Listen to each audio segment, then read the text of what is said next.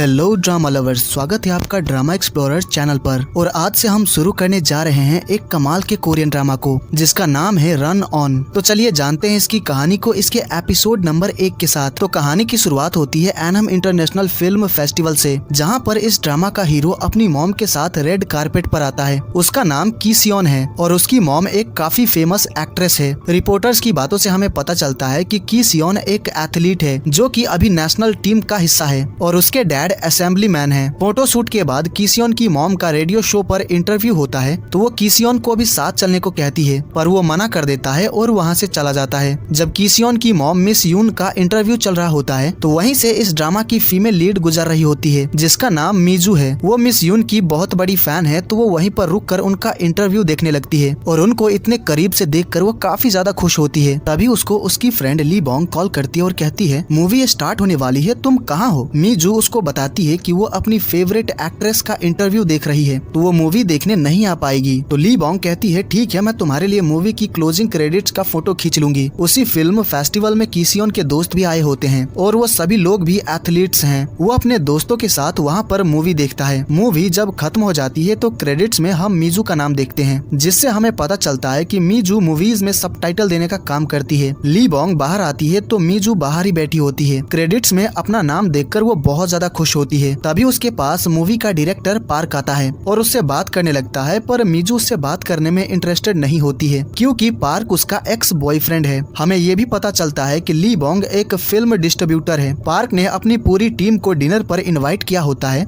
तो वो मीजू को भी आने को कहता है। मीजू का बिल्कुल भी जाने का मन नहीं होता है, पर टीम डिनर है तो उसको जाना ही पड़ता है। वहीं पास में ही कीसियोन भी अपने दोस्तों के साथ डिनर करने आया होता है। टीम डिनर पर मीजू काफी ज्यादा बोर हो रही होती है क्योंकि सभी लोग पार्क के बारे में ही बात कर रहे होते हैं और उसकी काफी तारीफ कर रहे होते हैं। वहाँ पर पार्क और मीजू के प्रोफेसर भी आए होते हैं और उनके कहने पर ही मीजू ने पार्क की मूवी पर काम किया था। प्रोफेसर काफी ज्यादा ड्रिंक कर लेते हैं जिसकी वजह से वो मीजू को काफी ज्यादा ह्यूमिलेट करने लगते हैं, उसको लेकर वल्गर बातें करने लगते हैं। मीजू अपने गुस्से को कंट्रोल करती है और कहती है कि वह घर जा रही है। इस बात से प्रोफेसर गुस्सा होकर उसको बहुत बातें सुनाते हैं, उसकी बहुत ज्यादा बेइज्जती करते हैं जिससे मीजू का गुस्सा आउट ऑफ कंट्रोल हो जाता है। तो वो प्रोफेसर पर काफी ज्यादा गुस्सा करती है और उनकी काफी बेइज्जती करने के बाद वो रेस्टोरेंट के बाहर आ जाती है। बाहर वो कीसियोन से टकरा जाती है जिससे उसके बैग का सारा सामान नीचे गिर जाता है। तो सारी चीजें उठाने में कीसियोन उसकी मदद करता है। मीजू के बैग में एक गन थी जो कि कीसियोन अपने हाथ में पकड़ लेता है तो मीजू उसको बताती है कि ये रियल गन नहीं है, ये एक लाइटर है। कीसियोन कहता है मैंने तो कुछ पूछा भी नहीं। पार्क मीजू के पीछे आता है तो वो कीसियोन के पीछे छिप जाती है, पर पार्क उसको देख लेता है तो वो उसको पकड़कर ले जाने लगता है ताकि वो प्रोफेसर से माफी मांगे। मीजू जाने से मना करती है पर पार्क जबरदस्ती कर रहा होता है तो कीसियोन उसके ऊपर बंदूक तान देता है और उसको डराने लगता है कि अगर तुमने उसका हाथ नहीं छोड़ा तो मैं तुम्हें शूट कर दूंगा। ये देखकर मीजू उससे कहती है क्या तुम मेरी मदद करने की कोशिश कर रहे हो। तो कीसियोन कहता है तुम मुझसे टकरा गई थी, इस वजह से पकड़ी गई, तो मुझे रिस्पॉन्सिबिलिटी तो लेनी ही पड़ेगी ना। तभी अचानक आसमान में पटाखे फूटने लगते हैं जिससे डरकर पार्क मीजू का हाथ छोड़ देता है और नीचे गिर जाता है क्योंकि उसको लगा था कि कीसियोन ने उसको शूट कर दिया। मीजू के पास ये अच्छा मौका होता है तो वो जल्दी से वहाँ से भाग जाती है।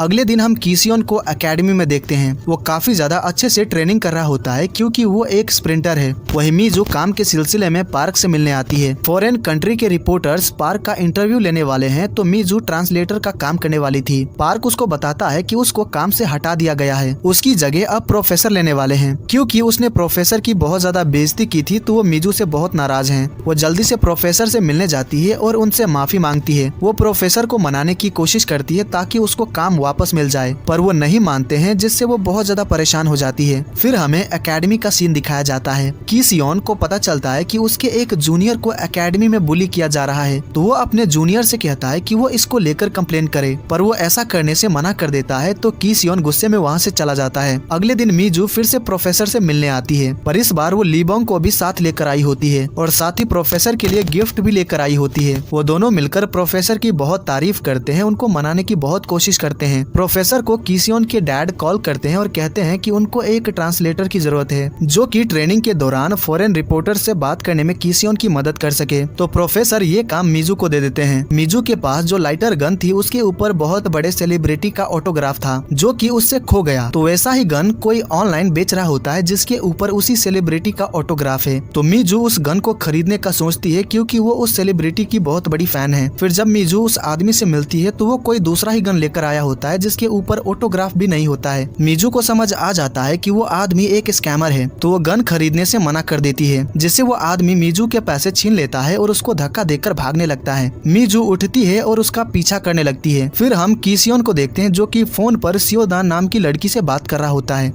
सियोदान एक स्पोर्ट्स एजेंसी की सीईओ है और किसियोन का सारा स्पोर्ट्स का मैटर उसकी एजेंसी हैंडल करती है। किसियोन उससे ही मिलने जा रहा होता है, तभी उसकी नजर मीजू के ऊपर जाती है जो कि चोर के पीछे भाग रही होती है। तो वो फोन काट देता है और वहीं पर खड़े कांगते नाम के लड़के का सामान लेकर उस चोर की तरफ फेंकता है जो कि उस चोर के सिर पर लग जाती है। तो वो वहीं पर गिर जाता है और बेहोश हो जाता है। सियोदान किसियोन को कई बार फोन करती है पर वो फोन नहीं उठाता है। तो वो कहती है ये लड़का कितना ज्यादा भाव खाता है। मीजू उस चोर के पास पहुँचती है और जल्दी से पुलिस को फोन करके वहाँ पर आने को कहती है। फिर वो उस चोर के ऊपर बहुत ज्यादा गुस्सा करने लगती है पर वो होश में ही नहीं होता है। कांगते अपना सामान लेने आता है तो मीजू उसके ऊपर गन पॉइंट करके पूछती है क्या ये तुमने फेंका था। कांगते को लगता है कि ये रियल गन है जिससे वो डर जाता है। तो वो किसियोन को पकड़कर सामने लाता है और कहता है ये सामान मेरा है पर फेंका इसने था। उसको देखकर मीजू को याद आ जाता है कि ये तो वही लड़का है जिसने पिछली बार उसकी मदद की थी। मीजू उसको मदद करने के लिए थैंक्स कहती है। उसी वक्त वहाँ पर पुलिस भी आ जाती है और मीजू के हाथ में गन देखकर ऑफिसर्स अपनी गन निकाल लेते हैं। तो मीजू उनको बताती है कि ये गन नकली है पर उनको यकीन नहीं होता है। किसियोन वहाँ से जाने लगता है तो मीजू उसका हाथ पकड़कर उसको रोकती है और कहती है प्लीज मेरी मदद कर दो। फिर अगले सीन में हम उन दोनों को पुलिस स्टेशन में देखते हैं और वो दोनों अपना स्टेटमेंट लिख रहे होते हैं। पुलिस स्टेशन का काम खत्म करने के बाद जब वो दोनों बाहर आते हैं तो रात हो चुकी होती है। मीजू कहती है मेरी वजह से तुम्हें परेशानी हुई इसके लिए आई एम सॉरी। तुमने मेरी काफी मदद की इसके लिए मैं तुम्हें ट्रीट देना चाहती हूँ।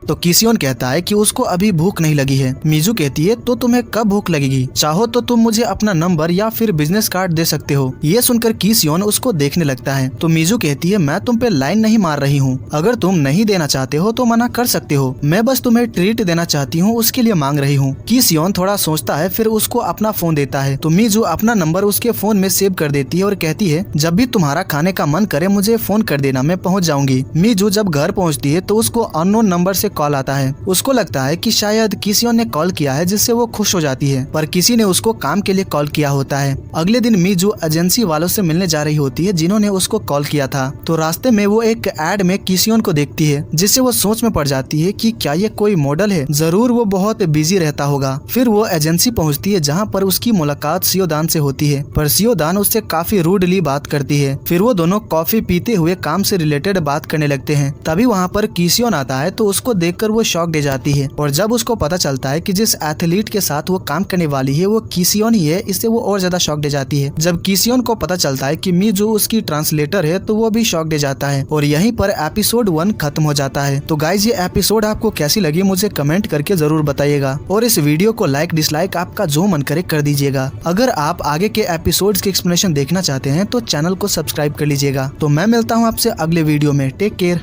Bye bye.